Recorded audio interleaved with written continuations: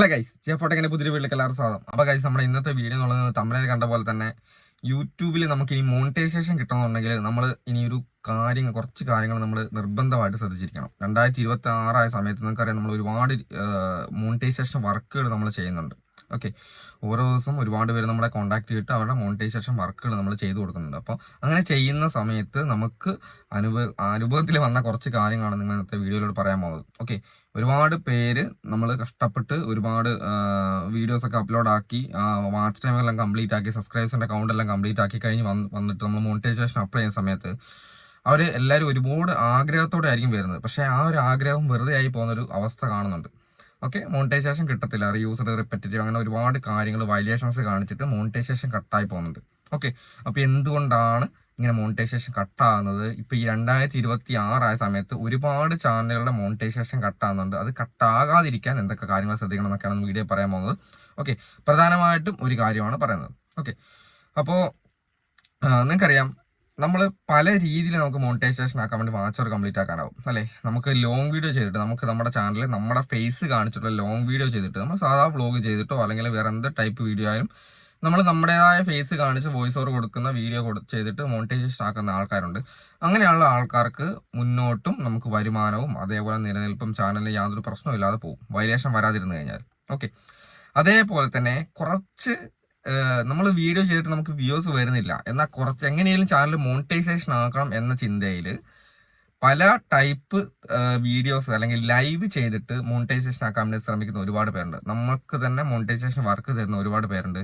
അങ്ങനെയുള്ള ആൾക്കാർക്ക് വേണ്ടിയിട്ടാണ് ഇന്നത്തെ വീഡിയോ പറയുന്നത്. ഓക്കെ, അപ്പോൾ അങ്ങനെയുള്ള ഒരു 90% ആൾക്കാരുടെയും മോണിറ്റൈസേഷൻ ഇപ്പം കിട്ടുന്നില്ല എന്നുള്ളതാണ് സത്യം. മോണിറ്റൈസേഷൻ, അത് ഒന്നാമത്തെ കാര്യം നിങ്ങൾ ആലോചിക്കണം, മോണിറ്റൈസേഷൻ ആയ ആൾക്കാരുടെ മോണിറ്റൈസേഷൻ അടക്കം കട്ടായി പോവുകയാണ്. കാരണം കാണിക്കുന്നത് ഇന്നോതന്റിക് കണ്ടന്റ് ആണ്. ഇന്നോതന്റിക് കണ്ടന്റ് എന്ന് പറഞ്ഞു കഴിഞ്ഞാൽ നമ്മുടെ ഇതിൻ്റെ അകത്ത് നമുക്ക് റിപ്പറ്റീവ് ആയിട്ട് വരുന്ന കാര്യങ്ങൾ, റീയൂസർ ആയിട്ട് വരുന്നത് മൈന്യൂട്ട് ആയിട്ടുള്ള പ്രശ്നങ്ങൾ, ഒരേപോലത്തെ വീഡിയോസ് പിന്നെയും ചെയ്യുക. അത് മാത്രമല്ല, ഇതിൻ്റെ അകത്ത് ഉദ്ദേശിക്കുന്നത് മറ്റുള്ളവർക്ക് കാണാൻ ആഗ്രഹമില്ലാത്ത, താല്പര്യമില്ലാത്ത, എന്നാൽ ആർക്കൊട്ടും ഉപകാരമില്ലാത്ത, യൂട്യൂബിനും നമുക്കും ഉപകാരമില്ലാത്ത തരത്തിലുള്ള വീഡിയോ ചെയ്തിട്ട് മോണിറ്റൈസേഷൻ ആക്കാൻ വേണ്ടി ശ്രമിക്കുന്ന സമയത്താണ് ഈ ഇന്നോതന്റിക് കണ്ടന്റ് വരുന്നത്. അപ്പോൾ ഞാൻ പറഞ്ഞു, മോണിറ്റൈസേഷൻ ആയതിനു ശേഷം കട്ടാവുമ്പോഴാണ് നമുക്ക് ഇന്നോതന്റിക് കണ്ടന്റ് കാണിക്കുന്നത്. ഓക്കെ, മോണിറ്റൈസേഷൻ ആയതിനു ശേഷം ഇതേപോലുള്ള വീഡിയോസ് പിന്നെയും നമ്മൾ തുടർന്ന് പോകുമ്പോൾ നമുക്ക് കട്ടാകുമ്പോൾ ഇന്നോതന്റിക് കണ്ടന്റ് കാണിച്ചിട്ട് കട്ടാകുന്നത്. അപ്പോൾ ഇത് വരാതിരിക്കണമെങ്കിൽ നിങ്ങൾ ആദ്യം മോണിറ്റൈസേഷൻ ആക്കുന്ന രീതി നിങ്ങൾ മാറ്റേണ്ടതായിരിക്കുന്നു. ഓക്കെ, അതായത് നിങ്ങൾ മോണിറ്റൈസേഷൻ ആക്കാൻ വേണ്ടി സ്ക്രീൻ കാസ്റ്റ് ലൈവ് ചെയ്യുന്ന കൂടുതൽ പേരുണ്ട് അല്ലേ. സ്ക്രീൻ കാസ്റ്റ് ലൈവ് ചെയ്തിട്ടാണ് വല്ല സിമ്പിളായിട്ട് മോണിറ്റൈസേഷൻ ആക്കാന്നുള്ള രീതിയിൽ കൂടുതൽ ആൾക്കാർ, നമുക്ക് വ്യൂസ് ഒക്കെ വരും. ചിലപ്പോൾ 1 ലക്ഷം 2 ലക്ഷം 3 ലക്ഷം വ്യൂസ് ഒക്കെ ഇങ്ങനെ കാണിക്കും. പക്ഷേ അതുകൊണ്ട് യാതൊരു കാര്യവും ഇനി മുന്നോട്ടില്ല എന്നുള്ളതാണ്. നിങ്ങൾ സ്ക്രീൻ കാസ്റ്റ് ലൈവ് ചെയ്യുമ്പോൾ നിങ്ങൾ വെറും ഫോട്ടോ വെച്ചിട്ട് കുസൃതി ചോദ്യങ്ങളോ കാര്യങ്ങളോ ഒക്കെ എഴുതിയിട്ട് ഒരുപാട് പേര് മോണിറ്റൈസേഷൻ ആക്കാൻ വേണ്ടി ശ്രമിക്കുന്നുണ്ട്. വെറും ഒരു ഫോട്ടോ വെച്ചിട്ട് അതിൻ്റെ മുകളിൽ കുസൃതി ചോദ്യം പോലെ സംഭവം എഴുതിയിട്ട് വെറുതെ ഇത് ലൂപ്പ് ചെയ്തുകൊണ്ടിരിക്കും. അതായത് സ്ക്രീൻ കാസ്റ്റ് ചെയ്തിട്ട് ആ ലൂപ്പ് ചെയ്തുകൊണ്ടിരിക്കും. ആ ലൂപ്പ് ചെയ്യുന്ന സമയത്ത് നല്ല രീതിയിലുള്ള വ്യൂസ് കാര്യങ്ങളൊക്കെ വരും. കാരണം എൻഗേജ്മെന്റ് അതിനകത്ത് വരും. ജസ്റ്റ് ക്ലിക്ക് ചെയ്താൽ തന്നെ എൻഗേജ്മെന്റ് വരുന്നുണ്ട്. ആ വീഡിയോ പിന്നെ റൺ ചെയ്യും. നമ്മൾ വിചാരിക്കുന്നത് തന്നെ ഇത് മാത്രം വ്യൂസ് വരുന്നതെന്ന് വെച്ച് കഴിഞ്ഞാൽ നമ്മൾ ഷോർട്ട് വീഡിയോ റൺ ചെയ്യുന്ന പോലെ ഇതിങ്ങനെ പോയിക്കൊണ്ടിരിക്കും. ഓക്കെ, മണിക്കൂറുകളോളം ഇതിങ്ങനെ വെക്കുമ്പോൾ നല്ല അത്യാവശ്യം വ്യൂസ് വരും. പക്ഷേ ആ വ്യൂസ് കൊണ്ട്, ആ ഒരു വാച്ച് ടൈം കൊണ്ട് നമ്മൾ മോണിറ്റൈസേഷൻ ആക്കാൻ ചെന്ന് കഴിഞ്ഞാൽ നമുക്ക് മോണിറ്റൈസേഷൻ കിട്ടത്തില്ല. നിങ്ങൾ ഒന്നെങ്കിൽ നിങ്ങൾ ഇങ്ങനെ ഫോട്ടോ വെച്ച് പരമാവധി ചെയ്യാതിരിക്കുക, നിങ്ങൾ വോയിസ് ഓവർ കൊടുക്കണം. അതായത് നിങ്ങളൊരു വീഡിയോ ക്രിയേറ്റ് ആക്കിയിട്ട് വേണം സ്ക്രീൻ കാസ്റ്റ് ചെയ്യാൻ വേണ്ടി. നിങ്ങളങ്ങനെ സ്ക്രീൻ കാസ്റ്റ് ചെയ്യണം നിങ്ങൾക്ക് നിർബന്ധം ഉണ്ടെങ്കിൽ നിങ്ങളെ തന്നെ നിങ്ങളുടെ ഷൂട്ട് ചെയ്ത ഒരു വീഡിയോ ക്രിയേറ്റ് ചെയ്തിട്ട് മാത്രമേ നിങ്ങൾ സ്ക്രീൻ കാസ്റ്റ് ചെയ്യാവുള്ളൂ. അങ്ങനെ സ്ക്രീൻ കാസ്റ്റ് ചെയ്യുന്ന വീഡിയോൻ്റെ അകത്ത് ഒന്നെങ്കിൽ നിങ്ങളുടെ ഫേസ് അല്ലെങ്കിൽ നിങ്ങളുടെ വോയിസ് ഓവർ എങ്കിലും വേണം. അല്ലെങ്കിൽ നമുക്ക് ഇനി അങ്ങോട്ട് മുന്നോട്ട് മോണിറ്റൈസേഷൻ കിട്ടുന്നതല്ല.